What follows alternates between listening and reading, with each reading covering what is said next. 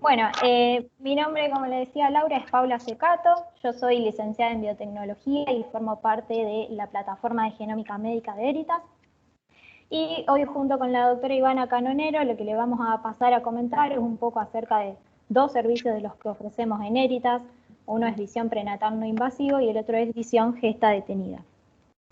Primero quería comentarles un poco acerca de cómo estamos conformados en Heritas. Heritas está formado por dos sedes, una sede en Rosario, donde se realiza principalmente es la plataforma productiva, donde se procesan las muestras, se produce la secuenciación y el análisis. Y luego también tenemos una sede en Cava, en Buenos Aires, donde se realiza el desarrollo de negocios, la logística de las muestras. Y también hemos utilizado esta sede muchas veces como lugar para distintos eventos educacionales o reuniones con derivantes, obviamente en un momento donde no estábamos viviendo una pandemia, pero bueno, esperemos poder volver a utilizar este lugar muy pronto. Pauli, discúlpame, no pasó la diapo, esta es la ¿No pasó? primera. Ah, perdón. Ahí. A ver. Ahí está. Ahí pasó. Listo. ¿Y lo ven bien? ¿Lo ven grande o...? Sí, o sea... Listo, perfecto. Bien, entonces paso así. Bien, y esta es la plataforma de producción genómica que tenemos en Rosario. Contamos con todo este equipamiento de secuenciadores, siendo la plataforma de secuenciación más grande de toda Latinoamérica. Y contar con esta gran cantidad de equipamiento nos permite ser muy versátiles a la hora de realizar todos los test que ofrecemos. Por otro lado, Herita es un equipo multidisciplinario dirigido tanto por Fabián Fay como por Martín Vázquez, en donde contamos con tres plataformas: una plataforma de producción de NGS, donde se realiza el procesamiento de las muestras, la secuenciación y obtención de datos genómicos, donde luego esos datos genómicos son tomados por la plataforma de ciencia de datos, los cuales permiten transformar esa información en una información entendible para que la plataforma de genómica médica pueda transformar esa información en un reporte y que luego nuestras médicas genetistas también puedan dar un asesoramiento genético al paciente. Además contamos con otras áreas como el área de I+D, la cual nos permite avanzar hacia nuevos desarrollos y cumplir las necesidades de nuestros clientes.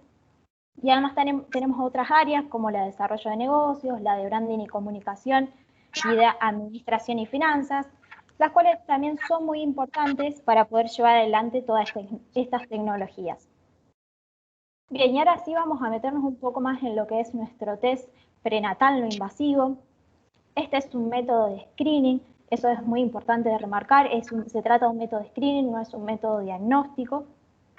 Y este método de screening lo que nos permite es detectar aneuploidías fetales cromosómicas de una manera muy eficiente debido a que tiene una alta tasa de sensibilidad y especificidad del test y se puede llevar adelante a partir de las 9 semanas de gestación y durante todo el embarazo.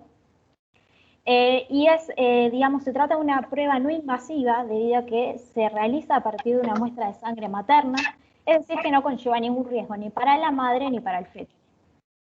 Y después el otro servicio que ofrecemos es visión gesta detenida, el cual nos permite detectar aneuploidías cromosómicas fetales que pueden ser la causa de detención del embarazo a partir de las 7 semanas de gestación, pero en estos casos la muestra debe ser tomada entre las 2 y 3 semanas una vez que se produjo la detención espontánea del embarazo. Otra cosa que es muy importante remarcar es que en Heritas el test se realiza completamente en Argentina. Esto nos permite tener una gran trazabilidad de la muestra, utilizar una base de referencias local y además también tener una eficiente comunicación entre el médico y el paciente. Por otro lado, los resultados se entregan de forma muy rápida, entre los 7 y 9 días después de la toma de la muestra, y además contamos con un asesoramiento tanto pre como post-test realizado por nuestras médicas genetistas. Y entonces, ¿por qué podemos realizar nuestro test prenatal no invasivo a partir de una muestra de sangre materna? Porque se ha visto y se ha demostrado que en la sangre materna contiene una mezcla de ADN cell-free o ADN libre circulante, tanto placentario como materno, el cual proviene principalmente de células maternas y de células de la placenta, principalmente de trofoblastos, los cuales incurren en apoptosis y liberan ese ADN cell free al torrente sanguíneo. Entonces, esto de ADN cell free está formado por fragmentos entre 120 y 200 pares de base, por lo cual cuando nosotros analicemos por nuestro test de NIPT, lo que vamos a estar analizando son tanto fragmentos fetales como maternos. Y el porcentaje de ese ADN cell free, que es exclusivamente de origen placentario, o sea, fetal, es lo que conocemos como la fracción fetal. ¿Y de qué depende, por ejemplo, esa fracción fetal? Depende de la edad gestacional. ¿Por qué? Porque a medida que aumenta el embarazo, por ejemplo, lo que ocurre es que aumenta el tamaño de la placenta, y también depende, por ejemplo, del índice de masa corporal. Entonces, lo importante a remarcar de acá es que cuando nosotros, por ejemplo, tengamos un resultado detectado por NIPT, lo que vamos a estar observando es un resultado detectado de origen placentario, ¿sí? Y bien, ¿qué es lo que podemos reportar mediante nuestro test de visión? Podemos informar las principales trisomías, como son las trisomías 21, 18 y 13. Podemos informar la monosomía del X, también otras aneuploidías asociadas principalmente a cromosomas asociados al retraso de crecimiento intrauterino, a la detención del embarazo en el primer trimestre, como son los cromosomas 7, 9, 14, 15, 16 y 22. Y además también podemos analizar aneuploidías en los cromosomas restantes, los cuales pueden estar asociados a una causa, como por ejemplo que pueden estar asociados a un screening combinado del primer trimestre alterado o anomalías ecográficas. Si el paciente lo requiere, se puede informar también el sexo fetal sin ningún problema.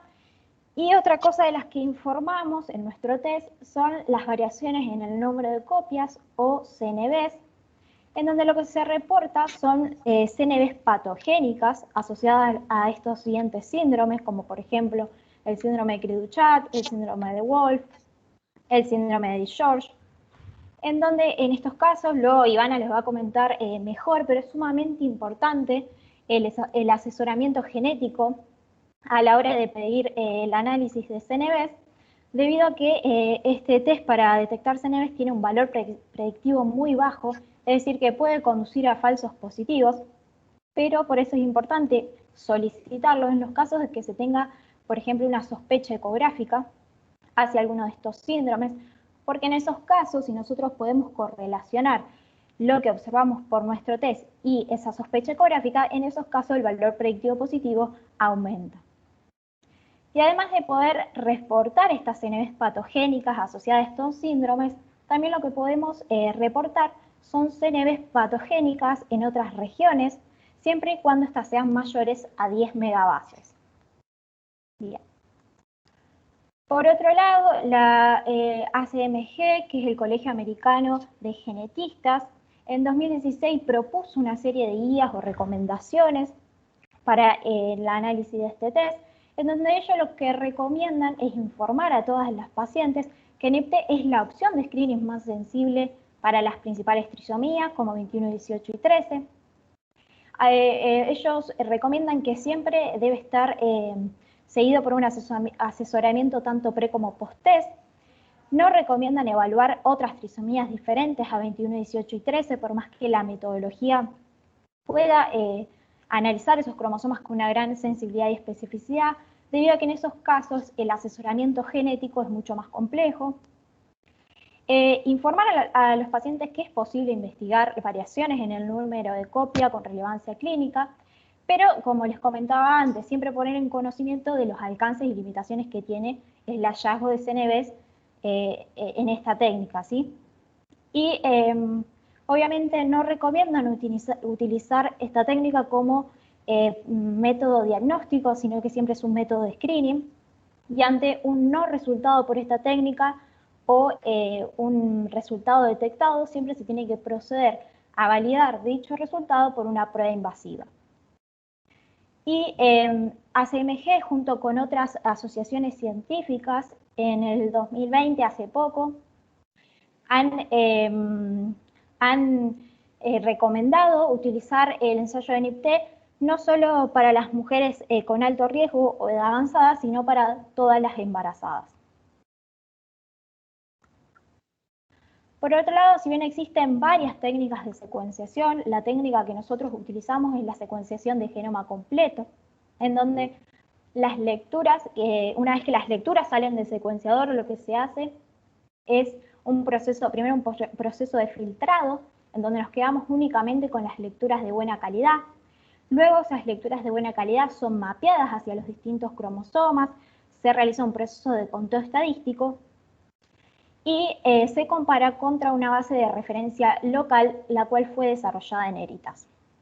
Entonces, por ejemplo, acá abajo tenemos un ejemplo donde se observa que en la muestra que nosotros estábamos analizando, se vio una mayor cantidad de lecturas en el cromosoma 21 respecto a la media esperada para ese cromosoma en la base de referencia euploide. Por lo cual, en este caso, vamos a estar hablando de una trisomía 21. Entonces, como les comentaba, fue súper importante desarrollar en Heritas una base de datos euploide, la cual se construyó a partir de muestras de mujeres euploides embarazadas con embarazos euploides, que esos fetos no mostraron ninguna aneuploidía al nacimiento, y además también se utilizaron muestras de mujeres no embarazadas euploides. Entonces, una vez que se realizó la construcción de la base de datos, se pudo proceder a un proceso de validación en el cual se agregaron controles Seraker, 6 controles Seraker de trisomía 21, 18 y 13, los cuales vienen a distintas fracciones fetales, y lo que se pudo determinar en ese caso era el límite de detección de fracción fetal a partir del cual nosotros podíamos informar dichas trisomías. Es decir, que pudimos definir la sensibilidad y la especificidad de nuestro test. Y además, en ese momento pudimos definir como punto de corte de informatividad un 3% de fracción fetal, que es el que utilizamos hoy en día. Y es importante recalcar que todo este proceso de construcción de base de datos y validación fue posible gracias al aporte de las muestras por parte de grandes centros de Rosario. Entonces, como les comentaba, una vez que los datos salen del secuenciador, se realiza un proceso de filtrado, nos quedamos con las lecturas de buena calidad, luego esas lecturas son mapeadas a los distintos cromosomas, se calculan algunas métricas, como por ejemplo la fracción fetal, y se compara contra la base de referencia euploide, y se aplica un modelo de conteo estadístico conformado por 4 scores. Es decir, que la información que nosotros obtenemos del secuenciador, esas lecturas, vamos a poder transformarla en un reporte clínico mediante la aplicación de estos 4 scores, que ahora los vamos a ver. Bien, entonces tenemos el Z-score, el ZZ-score, el MAI y el MAR. Dependiendo de cómo den estos scores, nosotros podemos emitir nuestros distintos resultados. Si todos estos 4 scores se encuentran por fuera del rango de la normalidad, vamos a tener un resultado detectado, como es el caso que podemos ver el ejemplo de esta trisomía 21, mientras que si todos los scores se encuentran dentro del rango de la normalidad, vamos a poder informar un resultado no detectado. Si, por ejemplo, el Z y el Z-score están por fuera del rango de la normalidad, pero los otros scores no dan soporte, puede ser que estemos teniendo, por ejemplo, una trisomía parcial, entonces en ese caso se va a informar sospechado. Y en los casos, por ejemplo, en los que no se alcance una fracción fetal del 3% o los parámetros de calidad no superen las métricas, se va a informar un resultado no determinado, pero en esos casos siempre se permite y se pide una segunda toma de muestra, en las cuales siempre, en casi todos los casos, en la mayoría de los casos, en esos casos sí se puede emitir un informe. Entonces acá tenemos una serie de ejemplos. En el primero de arriba vemos un embarazo de 10 semanas de gestación con una fracción fetal del 6,83%, en donde todos los scores se encontraron dentro del rango de la normalidad, por lo cual pudimos informar y emitir un resultado no detectado. Luego, en la izquierda de la pantalla vemos un embarazo de 28 semanas de gestación con una fracción fetal alta de 31%, Y como vemos, todos los scores se encuentran por fuera del rango de la normalidad y están muy aumentados. Por lo cual pudimos informar la trisomía 21, mientras que del lado derecho de la pantalla vemos un embarazo de 12 semanas de gestación con una fracción fetal de 12%, y que si bien los scores estaban por fuera del rango de la normalidad, pero no tan aumentados como en el caso de las 28 semanas, también pudimos reportar muy bien la trisomía 21. Es decir, que a ambas fracciones fetales, a ambas semanas de gestación, se pudo informar la trisomía 21 sin ningún problema. Y luego otro de los valores que informamos en nuestro reporte son el riesgo a priori, el cual va a depender de el riesgo a priori, a trisomía 21, 18 y 13, el cual va a depender de la edad materna y de la edad gestacional, o bien del riesgo informado en el screening combinado del primer trimestre, si la paciente se lo realizó. Y después tenemos el riesgo a posteriori para 21, 18 y 13, que es decir, la verdadera posibilidad de que se esté gestando un embarazo con la condición testeada. Y ya sí va a depender del riesgo a priori y de ciertas condiciones como del test, como son el Z-score, la fracción fetal y el coeficiente de variación para dicho cromosoma, según la base de datos de referencia. Y luego, cuando informamos un caso detectado para trisomía 21, 18 y 13 o monosomía del X, otro valor que informamos es el valor predictivo positivo, que es un valor sumamente importante, que es la proporción de test que resultan positivos y que son verdaderamente positivos. Y de que depende de la sensibilidad y especificidad del test y además de la edad materna. Y luego también les va a comentar Ivana que estos riesgos son sumamente importantes a la hora de realizar el asesoramiento genético post-test.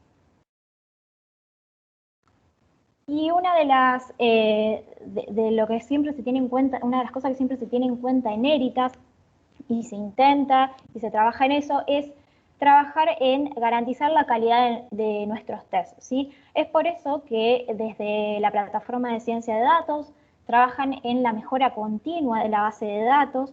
Entonces, en este ejemplo podemos ver que cuando pasamos de la versión 1 a la versión 2 de la base de datos,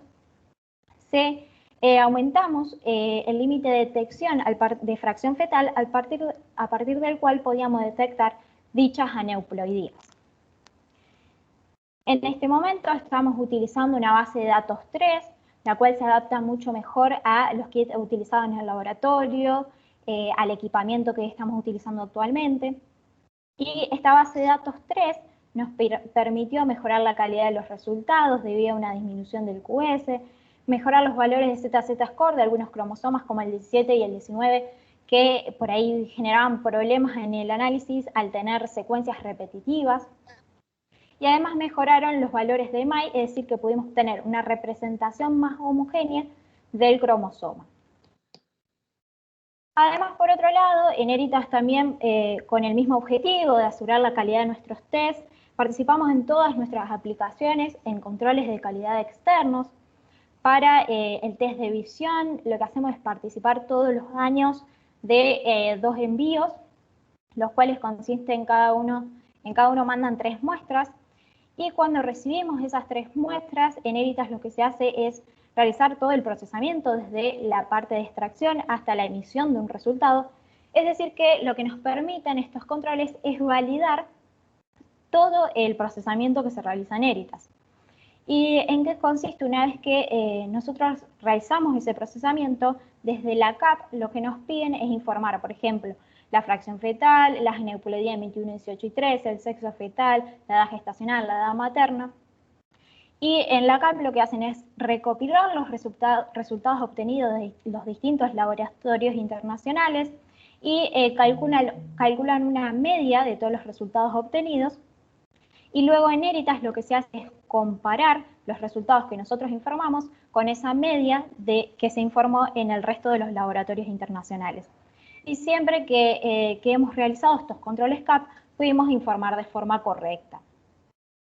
Además de otros controles de calidad externos que hemos participado, son los controles de calidad MQN-GenQA, los cuales nos han enviado 2 muestras y en ambos casos pudimos reportar correctamente, alcanzando las marcas máximas de MQN y GENCUA. Y de los 95 laboratorios de todo el mundo que participaron, Heritage fue el único de Argentina y Latam, ¿sí? Entonces esto demuestra el gran compromiso que tenemos desde parte de Heritage en asegurar la calidad de nuestros test y que sea confiable a la hora de emitir un resultado al paciente. Bueno, ahora que les comenté un poco acerca de la parte técnica y de nuestro test de visión, le voy a pasar la palabra a la doctora Ivana Canonero, que nos va a contar un poco acerca de ciertos casos clínicos que de gran relevancia que hemos tenido en Heritage, y además contarle un poco acerca de la importancia que tiene el asesoramiento tanto pre como post test. Perfecto. ¿Ahí dejas de compartir, Pauli? Sí, dame un segundo. Muy bien. Ya está. Sí. Espera, está acá. Bien. ¿Ahí se ve la pantalla? Todavía no, Ivy. No, te vemos a vos. Me ven a mí. Bien. Bueno. Entonces, vamos a ver acá. Está. ¿Ahí se ve? Ahí sí. Sí, sí, ahí Ahí sí. sí. Perfecto, muy bien. Entonces, ahí vamos hasta donde hemos quedado acá. ¿Ahí ven las flechitas del screening combinado? Sí. Perfecto. Bueno, entonces, lo importante es de todo lo que habló Pauli hasta acá, en la medida que vayan teniendo algunas dudas lo vamos viendo, o si no lo vemos al final, pero lo importante es que en realidad desde que nosotros en nuestro laboratorio pudo desarrollar esta tecnología en nuestro medio, es todo un camino de aprendizaje que hemos ido desarrollando gracias a nuestros pacientes, a nuestros derivantes y todo el intercambio permanente que tenemos con nuestros colegas, ¿sí? Porque todo lo que hacemos diagnóstico prenatal sabemos lo complejo que es el asesoramiento, la responsabilidad que conlleva el asesoramiento de nuestros pacientes y lo sensible que es esta información para la pareja y para toda la familia, ¿sí? Entonces nosotros basamos nuestro asesoramiento en base a la información del screening combinado del primer trimestre en combinación con el test de ADN fetal. Entonces, mientras más información nosotros tengamos, va a ser sumamente útil para correlacionar nuestros resultados. Si nosotros estamos cerrando un reporte que la detección es una trisomía 21 y el embarazo tiene 9 semanas y hasta que no lleguemos a la semana 12 estamos muy limitados en todo el asesoramiento, ¿sí? Pero si en cambio ese mismo informe lo estamos cerrando a la semana 12 y ese paciente aportó un screening combinado del primer trimestre con un riesgo aumentado de trisomía 21, cierra mucho más el valor predictivo positivo, ese cálculo de riesgo final y ese asesoramiento que se le va a hacer al paciente, ¿sí? Entonces, toda la información que a nosotros nos remitan con cada muestra es importantísimo para potenciar el análisis, si bien el análisis es totalmente independiente de los métodos complementarios de soporte, para la interpretación y para el soporte del asesoramiento es fundamental, ¿sí? Cuando nosotros evaluamos el screening combinado, lógicamente que todos aquellos pacientes que tengan un bajo riesgo los vamos a asesorar con tranquilidad y aquellos pacientes que tengan un riesgo arriba de 1 en 100 los vamos a asesorar con un riesgo alto y se le va a plantear de acuerdo a los hallazgos ecográficos, bioquímicos y lógicamente la inquietud de los pacientes, la posibilidad de avanzar a una prueba invasiva versus avanzar a un test de ADN fetal, ¿sí? Si bien el test de ADN fetal, la mayoría de los médicos genetistas que asesoramos en diagnóstico prenatal lo solemos ofrecer en un riesgo intermedio, hay muchas pacientes que lo hacen incluso en un riesgo bajo, porque hoy sabemos que es una indicación para toda paciente embarazada, y muchísimos pacientes y colegas y derivantes lo ofrecen también en el riesgo alto para definir realmente la necesidad de avanzar a una prueba invasiva y el pronóstico en aquellos embarazos en donde la paciente no quiere correr el riesgo de un procedimiento invasivo, ¿sí? Entonces, lo importante en el asesoramiento, plantear la posibilidad de prueba invasiva, el test de ADN fetal a todas nuestras pacientes y que la paciente con toda la información decida hacia dónde quiere avanzar. Bien, Acá vemos, por ejemplo, un screening del primer trimestre en donde vemos que la translucencia nucal está aumentada, fuera del percentilo, los marcadores bioquímicos muestran una fribeta elevada, una papa baja, y el cálculo de riesgo final nos da un riesgo arriba de 1 en 4 para trisomía 21, pero también nos aumenta el riesgo de las otras aneuploidías. Lógicamente que en esta paciente nadie duda, incluso teníamos un ductus venoso alterado, nadie duda que tenemos un riesgo muy alto para una trisomía 21 y que tenemos que avanzar a una prueba invasiva y que la indicación es ir a una prueba invasiva, pero tampoco podemos dejar de comentarle y asesorar a la paciente que existe el test de ADN fetal y que también existe la posibilidad de que este embarazo no sea una trisomía 21, ¿sí? Entonces hay pacientes que previo a este screening, antes de avanzar a la prueba invasiva, quieren avanzar al test de ADN fetal para ir con más certeza a la prueba invasiva, y hay pacientes que no quieren avanzar ni a la biopsia corial ni a la amniocentesis y ellos prefieren tener un valor predictivo positivo mayor y tener un porcentaje de certeza de que, o de un riesgo más estimado y más certero en relación al riesgo de una aneuploidía, avanzando el test de ADN fetal, ¿sí? Entonces, la realidad es que nosotros procesamos todo tipo de muestra que recibimos y acompañamos con el asesoramiento pre y post-test, pero lógicamente que lo importante es que toda muestra que nosotros recibimos esté asesorado previo a la realización del test para definir claramente las limitaciones y las inquietudes del paciente. Cuando nosotros planteamos el test de ADN fetal versus la prueba invasiva, que es un desafío muy importante en el asesoramiento para nuestros pacientes a la hora de definir, uno tiene que ser muy claro en donde uno le explica al paciente que no es un método diagnóstico, sino que es un método de screening, un test de screening avanzado que tiene altísima resolución, que tiene una tasa de detección altísima, pero que ante todo resultado positivo y ante toda ecografía con anomalías múltiples, es muy importante avanzar a una prueba diagnóstica como es el test de ADN fetal, como es la prueba invasiva.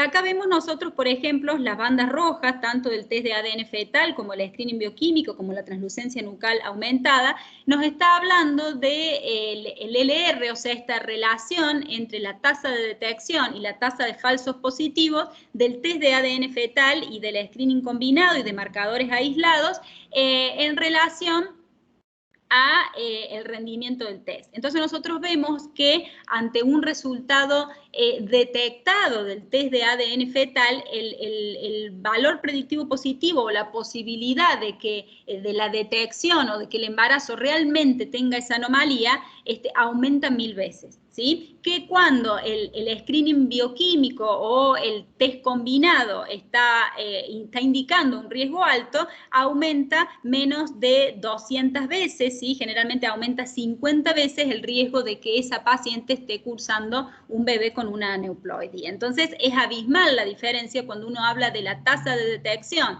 del screening bioquímico en las mejores manos del mejor ecografista, que la tasa de detección ronda entre un 90 a un 95% cuando lo comparamos con la tasa de detección del test de ADN fetal que está evaluando ADN placentario que se libera al torrente sanguíneo, ¿sí? Entonces, uno no tiene que plantear la competencia de estos métodos de screening, sino que no reemplaza en absoluto la ecografía del primer trimestre. La ecografía del primer trimestre es irreemplazable.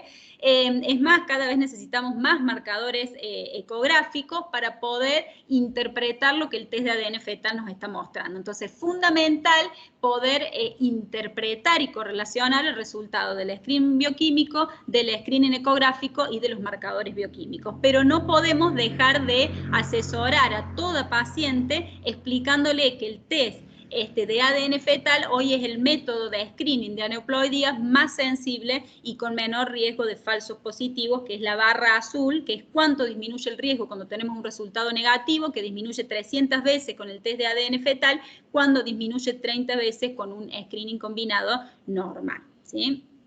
Bien.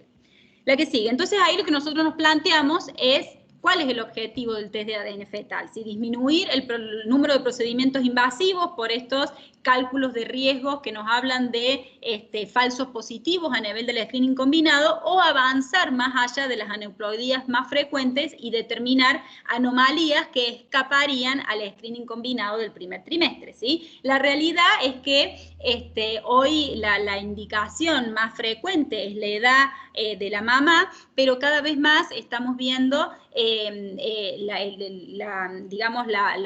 el interés de pacientes jóvenes, de obstetras que vemos que recomiendan o plantean la posibilidad de avanzar el test de ADN fetal en toda paciente embarazada, más allá de los antecedentes y la edad, como un complemento importantísimo del screening combinado.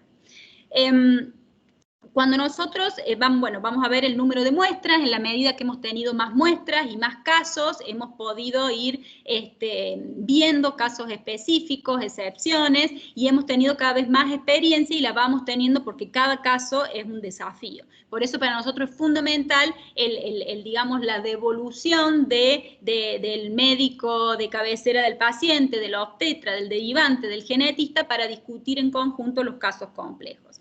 Entonces, del total de muestras que hemos procesado, que hasta el día de hoy hemos procesado 1.865 muestras en nuestro laboratorio, el 88% han sido resultados normales con embarazos euploides, 134 aneuploidías hemos detectado con el test de ADN fetal que se han confirmado por preinvasiva. Después hemos tenido un 3% de muestras con fracción fetal baja, que todas cuando las hemos repetido luego de 1, 2 o 3 semanas, hemos tenido una fracción fetal arriba del 3% y se han informado resultados con total tranquilidad. Solamente tuvimos 3 casos de esos 67 en donde luego de repetirla 1, 2 y hasta 3 veces en algunos casos, no hemos logrado tener un buen porcentaje de fracción fetal, que ya vamos a ir viendo de qué se trata, que son excepciones que ya uno lo plantea desde el consentimiento informado.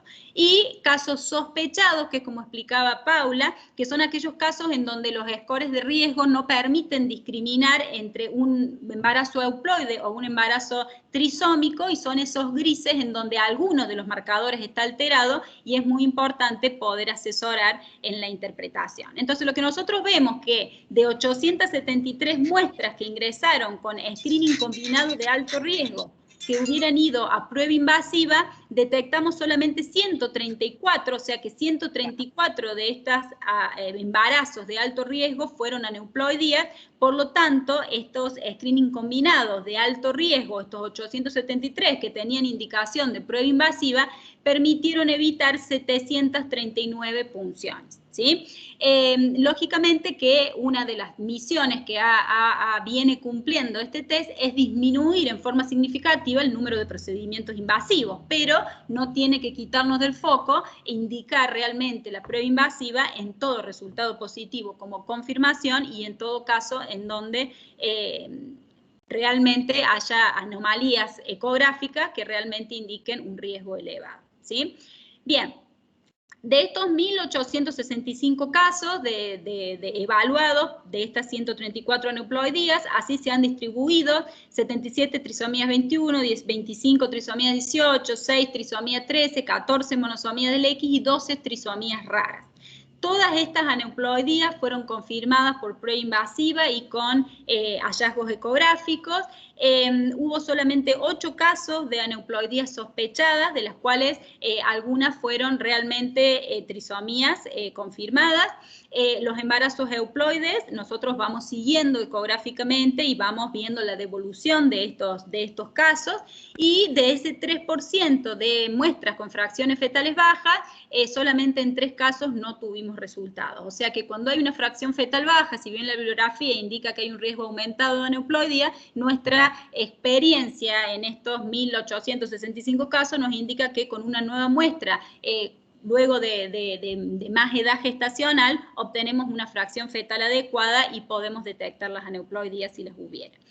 En cuanto a las aneuploidías sospechadas, que si bien son muy pocas y son cada vez menos las que reportamos porque vamos teniendo más experiencia en la correlación de ciertos hallazgos con variantes polimórficas normales o que pueden ser anomalías maternas, son un gran desafío, ¿sí? Porque en realidad uno en el asesoramiento, en el consultorio, cuando recibe el informe, uno habitualmente plantea o es un resultado normal no detectado y el riesgo es bajo, o es un resultado detectado y el riesgo está aumentado. Entonces, cuando tenemos una aneuploidía sospechada, esto puede ser a expensas de que haya una anomalía parcial materna, como vemos acá arriba a la derecha, y que haya una anomalía parcial que nos esté alterando los scores, pero si nosotros podemos sospechar que eso es materno, debido a ciertos parámetros del análisis, el informe, si bien va a decir aneuploidía sospechada de una trisomía 21, vamos a explicar que es a expensas de una anomalía parcial materna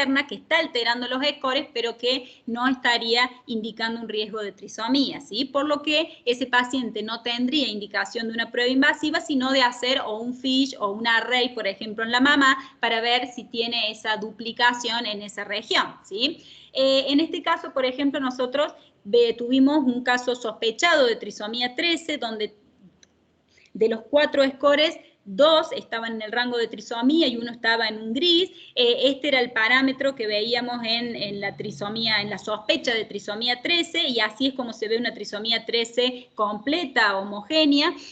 Cada punto rojo es un punto que está desviado, una lectura extra de ese cromosoma que nos indica un exceso en el número de copias, y esto fue este estudio que nosotros reportamos, este reporte que cerramos como sospechado, fue una trisomía 13 en mosaico confinado a la placenta con feto sano. Entonces, muy importante porque el asesoramiento es diferente, lo que uno le plantea al paciente es diferente, pero la conducta es lógicamente ir a la prueba invasiva.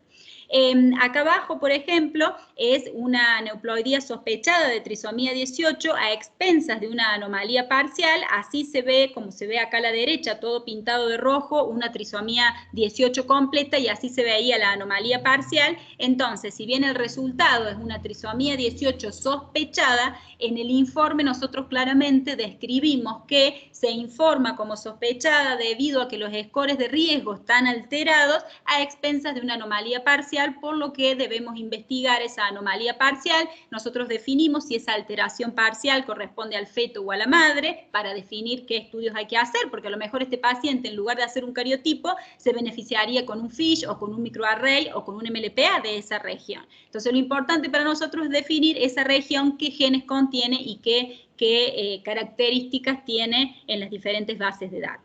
Pero todos esos datos los ponemos en el informe y nos comunicamos previamente con el médico de cabecera para definir qué elementos brindar al paciente en el asesoramiento, ¿sí? Y así detectamos a veces duplicaciones parciales en la mama, que sabemos que en forma recurrente nos van a dar resultados positivos, pero si ya sabemos que es una anomalía benigna en la mama, para próximos determinaciones sabemos que tenemos que contar con esa información. Entonces, dentro de todo este análisis de nuestros pacientes, nosotros en la medida que fuimos sumando más casos, ustedes verán en nuestras primeras presentaciones, nunca tuvimos falsos positivos, nunca tuvimos falsos negativos, pero en la medida en que vamos teniendo más experiencia y que vamos evaluando ciertas discrepancias en los resultados, van apareciendo casos específicos. Entonces, en cuanto a las aneuploidías que evaluamos en todos los autosomas, no hubo falsos positivos por cálculo en el algoritmo de riesgo, es decir, que el riesgo no falla jamás. Si nosotros tenemos todos los scores de riesgo en el rango de normalidad, va a ser un resultado no detectado con un valor predictivo negativo altísimo, descartando la presencia de anomalías cromosómicas en el test de ADN fetal. Si los scores de riesgo indican que hay un rango de trisomía, tenemos un valor predictivo altísimo de que realmente esa aneuploidía esté presente, porque el algoritmo de riesgo es sumamente exacto y preciso en el cálculo de riesgo. A nivel de la trisomía 21, que es para la aneuploidía para la cual se diseñó el test y para la cual en forma significativa hay una apoptosis aumentada en la placenta y hay una sensibilidad superior del test sobre cualquier otro cromosoma, tuvimos un resultado falso positivo, pero no por un error en el cálculo de riesgo ni por un problema en el análisis, sino una cuestión en en el proceso, en el rotulado, en la derivación de la muestra, en donde son cuestiones sumamente complejas, pero cuando correlacionamos este resultado con la evolución del embarazo, planteamos junto con el colega la repetición del test, y ahí en la repetición del test tuvimos un resultado normal porque se procesó en forma correcta, sin contaminación la muestra. Y recientemente, la semana pasada, tuvimos un caso de falso negativo que nunca habíamos tenido, de una trisomía 21, en donde nosotros reportamos un resultado normal y todos los scores de trisomía 21 con una excelente fracción fetal estaban dentro del rango de total normalidad, se informó un resultado normal. Y nació un bebé con trisomía 21, en donde no fue una trisomía libre, sino que fue una translocación 21-21 versus un isocromosoma 21q21q, ¿sí? Lo que sí, nosotros reevaluamos, repetimos, asesoramos al paciente, le explicamos esta situación y fuimos a ver en la bibliografía, y justamente esta translocación 21-21 o este isocromosoma 21q a nivel placentario suele producir mosaicos, porque suele ser un rearreglo posigótico, en donde el test de ADN fetal en múltiples reportes en la bibliografía lo indican como una limitación del test, y que este isocromosoma a nivel placentario suele presentar mosaicos muy bajos o resultados cromosómicos normales y ser causa de falsos negativos para trisomía 21. Si bien es muy bajo el porcentaje de aparición de esta anomalía, es muy importante a partir de esta evidencia, que es un caso sumamente reciente, poder incluir esta limitación en el consentimiento informado y que lo tengamos todos los genetistas presentes, porque está descrito en la bibliografía que cuando hay un rearreglo que involucra los brazos largos del cromosoma 21, puede escapar tranquilamente al test de ADN fetal. O sea que es algo muy importante a tener en cuenta y es muy importante haberlo identificado. El resto de las aneuploidías y principalmente la trisomía 21, la detección es sumamente fiel porque el test del screening, el método de screening es sumamente exacto en el cálculo de riesgo. En la monosomía del X, solamente un falso positivo, que cuando cambiamos el algoritmo de análisis ya se detecta claramente ese rango de grises donde se ubicaba este caso. Pero realmente el valor predictivo positivo de la monosomía del X está alrededor del 50%, por eso es muy importante correlacionarlo con la ecografía. Resultados discordantes por mosaicos placentarios, trisomía 13, trisomía 9, donde se identifica la anomalía a nivel de la placenta, pero el feto es sano, y lógicamente nuestro test no detecta triploidías, o sea que si uno sospecha que ecográficamente ese embarazo puede estar afectado por una triploidía, es muy importante indicar el test que lo realice un laboratorio que detecta triploidía, ¿sí? O sea que es algo muy importante tener en cuenta en el asesoramiento. En cuanto al embarazo gemelar, también tenemos mucha experiencia porque hemos podido evaluar embarazos gemelares monocoriales, bicoriales, en donde es muy importante saber que cada placenta libera en forma independiente su ADN libre, entonces las limitaciones que vamos a tener en el embarazo gemelar bicorial es que puede haber una liberación de ADN superior por parte del feto sano y diluir una anomalía que esté asociada al otro de los fetos, o incluso es muy importante saber la corionicidad, porque muchas veces un embarazo gemelar y no te dicen si es bicorial o es monocorial, y para poder informar el sexo del bebé, para poder informar anomalías del par sexual y para poder informar microlesiones, es fundamental tener esta información, porque uno esperaría que cada placenta libere el 50% del ADN libre y no es así, es indistinto. En cuanto a la experiencia que tenemos en los embarazos gemelares, en los bicoriales, tuvimos una trisomía 18 y una trisomía 21, donde el asesoramiento está limitado a que al menos se identifica la anomalía en uno de las placentas, y es muy importante definir ecográficamente cuál de los dos fetos es el que estaría afectado. Cuando es gemelar monocorial, sabemos que el resultado va a aplicar para los dos embarazos, y cuando es monocorial el análisis funciona exactamente igual que para un embarazo simple, o sea que identificamos el sexo, anomalías del par sexual, microdelesiones, y cuando identificamos una anomalía, interpretamos que está expresada en los dos fetos porque es la misma placenta. Y es fundamental el gemelar del feto reabsorbido, que sabemos que es un embarazo que empieza siendo gemelar, uno de los fetos se detiene, pero sigue liberando apoptosis y puede influir en el resultado, y es la principal causa de falsos positivos, en donde es fundamental tener en cuenta estas situaciones en donde no estaría recomendado el test de ADN fetal, pero si uno asesora a la paciente, le explica estas limitaciones y aún así la paciente decide avanzar al estudio, es fundamental ante un resultado como hemos tenido, trisomía 21, 18 y 16, detectadas por el ADN que libera el gemelo reabsorbido, pero si nosotros identificamos estas anomalías en un embarazo que avanza en forma favorable con ecografías normales, es fundamental avanzar a la prueba invasiva para corroborar la normalidad del contenido cromosómico de este embarazo. En cuanto a las anomalías del par sexual, hemos tenido 14 monosomías del X, en donde todas se han correlacionado con los hallazgos ecográficos de IDROP. Solamente tuvimos un caso que fue un mosaico materno, que pudimos discriminarlo previamente y lo informamos que, a pesar de estar informando una monosomía del X, sospechamos que el mosaico que es una anomalía cromosómica de origen materno, o sea que eso es muy importante poder discriminarlo porque el asesoramiento es distinto, y tuvimos este falso positivo que fue el que marcamos antes, que fue a raíz de una translocación, o sea, aparte tenía una translocación cromosómica, pero no había ningún desbalance cromosómico y ya se pudo, digamos, ajustar a nuestra base de datos cada vez más amplia y cada vez más exacto en la determinación. Acá nosotros vemos dónde se ubican las anomalías del par sexual. Acá en esta parte, entre estas dos líneas aquí abajo, se ubican los embarazos de sexo femenino. En toda esta marca de triangulitos de aquí arriba se ubican los embarazos fetales de sexo, o sea, el sexo fetal masculino. Acá en esta gráfica, los puntitos rojos, la monosomía del X, y acá las anomalías maternas de monosomías maternas, y acá las trisomías del X materno. Entonces, esta gráfica nos permite con certeza discriminar entre un embarazo femenino normal y una monosomía del X fetal y una monosomía a partir de un componente materno de un mosaico bajo. En cuanto a la baja fracción fetal, nosotros tuvimos un promedio de 2,39% de fracción fetal en las muestras que necesitamos repetirlas.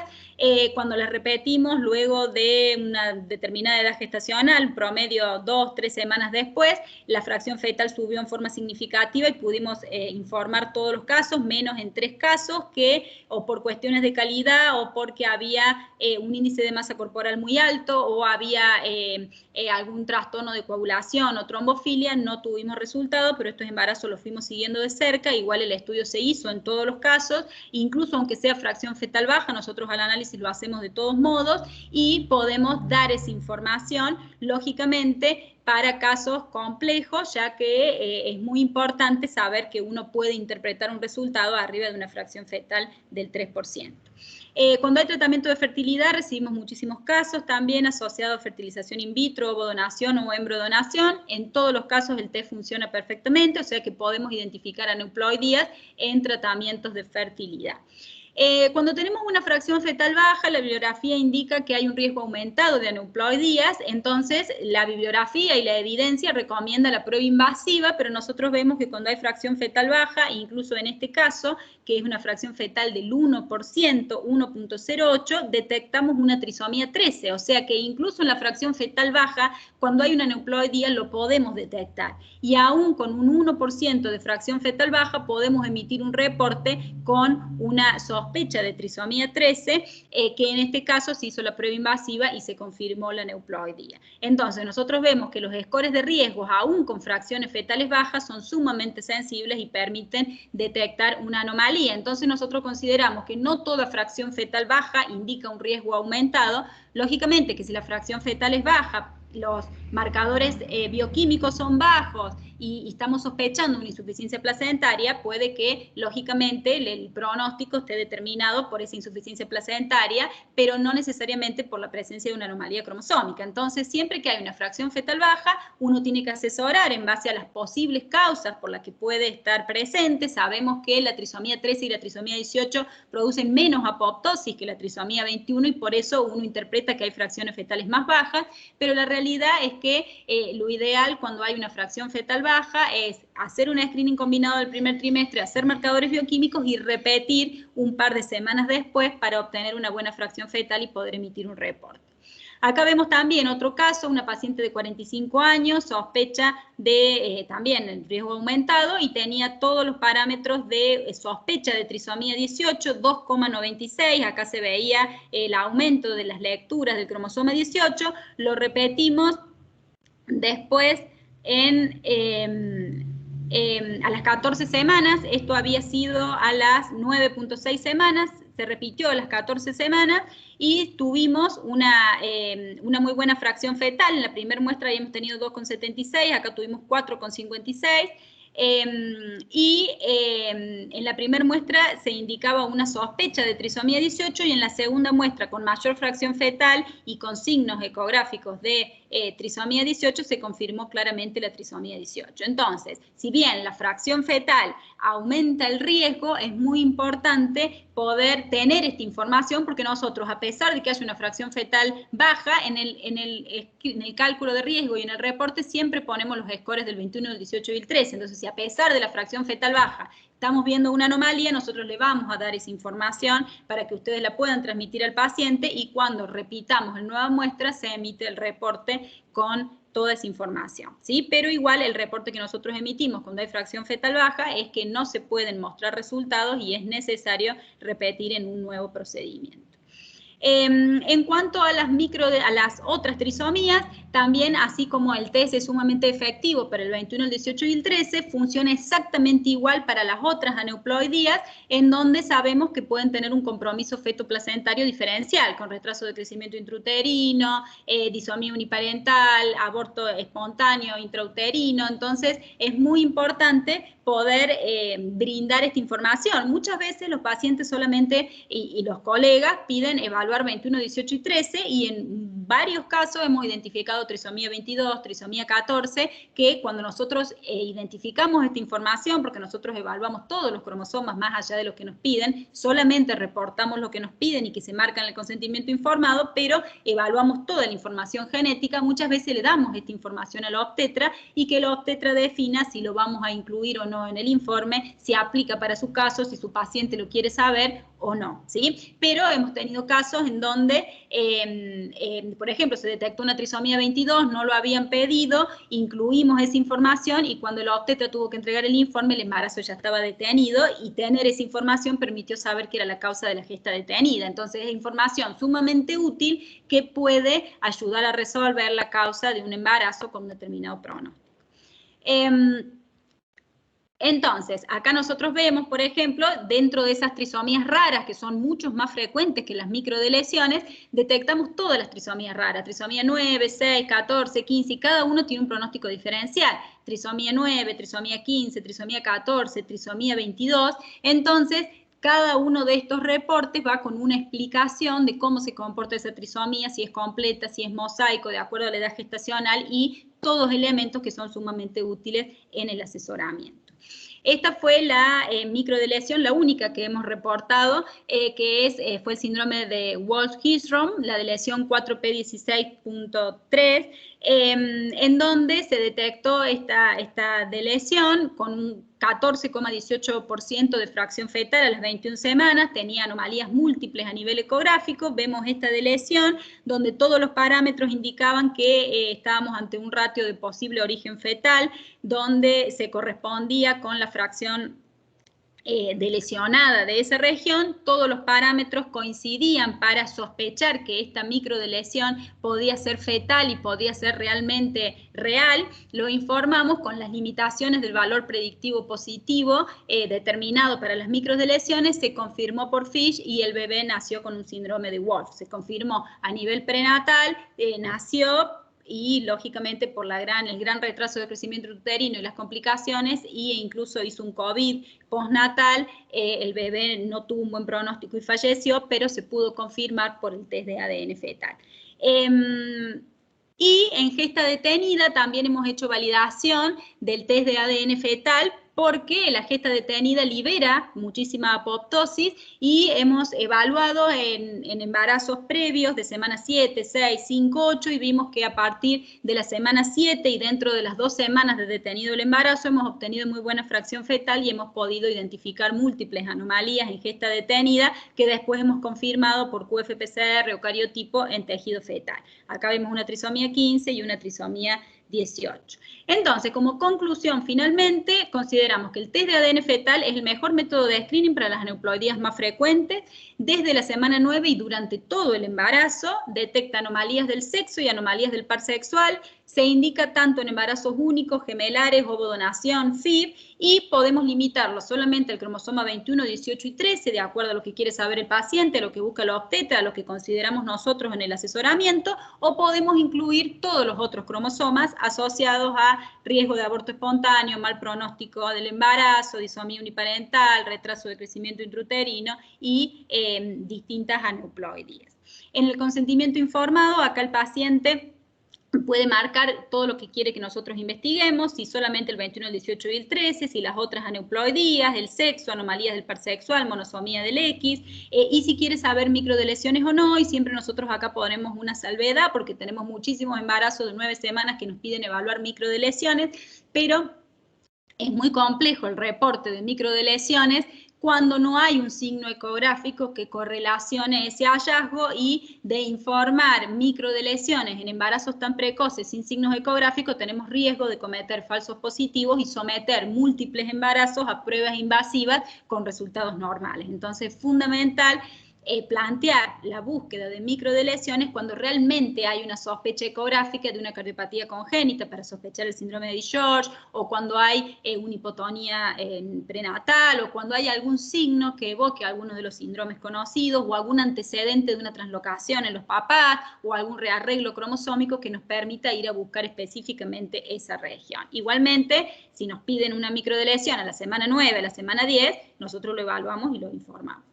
Bueno, el beneficio de poder resolverlo en nuestro medio es que tenemos toda la información de la paciente, podemos correlacionar los datos con toda la información, el screening, después muchas veces contactamos a la paciente para ver cómo evolucionó en el scan fetal, es un reporte personalizado donde cada elemento que nosotros evaluamos lo correlacionamos con la clínica del paciente, con la evolución, con la ecografía, los marcadores bioquímicos, para darle toda la información para que el médico de cabecera y el genetista pueda hacer el asesoramiento.